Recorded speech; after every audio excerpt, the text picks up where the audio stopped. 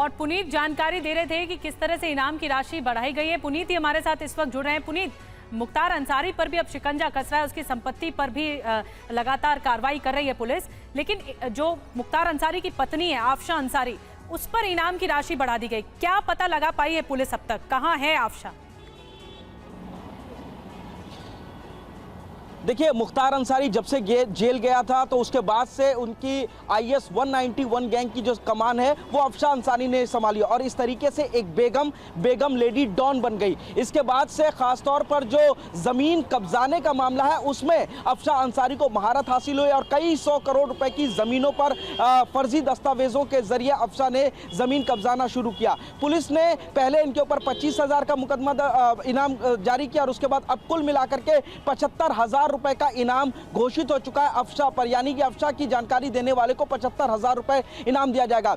इसके अलावा बताया जा रहा पुलिस के सोर्सेस के मुताबिक कि पुलिस को आफशा की एक तस्वीर हाथ लगी है जिसमें वो बुर्का पहने हुई है, इसके अलावा चश्मा पहने हुई है। कहीं ना कहीं पुलिस का कहना है कि बुर्के के जरिए, बुर्के की आड़ में खुद को छुपाने की कोशिश कर रही है और हो सकता है कि कोई बुर्का गैंग की 5-6 और महिलाओं का जो गैंग है वो भी आफशा अंसारी को शेल्टर दे रहा हो, उनको शील्ड की तरह जो है ढाक करके चल रहा हो। इसके अलावा यह भी बताया जा रहा है कि आफशा अंसारी जिस पर जनवरी 2022 में गैंगस्टर एक्ट की कार्रवाई की, 1.25 साल के बाद भी पुलिस ने उसको गिरफ्तार नहीं कर पाई है और इसी वजह से सेंट्रल एजेंसियों को भी इंफॉर्मेशन दी गई है, उसकी डिटेल शेयर की गई है और इनाम की राशि भी जारी करने के लिए 75,000 कर दी गई है बढ़ाकर। वहीं शाइस्ता परवीन की भी सरगर्मी से तलाश चल रही है, अतीक की पत्नी पर भी। और अतीक अशरफ मर्डर के पीछे कॉन्ट्रैक्ट किलिंग का शक भी जताया जा रहा है। शूटर्स के पीछे किसी बड़े गैंगस्टर का हाथ होने की आशंका है। पुलिस को शक है कि गैंग ने झांसे में लेकर मर्डर करवाया। कॉन्ट्रैक्ट किलिंग वाले एंगल से जांच कर रही पुलिस। तो अब सवाल यह है कि अगर कॉन्ट्रैक्ट किलिंग के एंगल से जांच की जा रही है तो ये कॉन्ट्रैक्ट किलिंग का ऑर्डर किसने दिया? कौन है वो मास्टरमाइंड जिसने कॉन्ट्रैक्ट किलिंग का ऑर्डर दिया? अगर ऐसी बात है तो पुलिस को शक है इस बारे में। और विनय रघुवंशी हमारे साथ जुड़े हुए हैं। विनय, बताया जा रहा है, ये एंगल निकलकर सामने आ रहा है पुलिस की तरफ से, पुलिस को आशंका है कि इसमें कॉन्ट्रैक्ट किलिंग हो सकती है। तो अगर कॉन्ट्रैक्ट किलिंग है, वाकई किसी ने कॉन्ट्रैक्ट दिया है, किसी ने सुपारी दी है मारने की, तो वो कौन है? देखिए, सबसे बड़ा सवाल जब SIT की टीम ने जो है जांच जब शुरू करी तो ये कॉन्ट्रैक्ट किलिंग का भी जो एंगल है ये भी सामने आया। क्योंकि इसलिए एंगल सामने आया है क्योंकि जो तीनों जो शूटर्स हैं वो अलग अलग ज़िले के रहने वाले हैं। तो सवाल यही उठता है कि तीनों अलग अलग ज़िले के रहने वाले हैं, एक दूसरे के संपर्क में कैसे आए?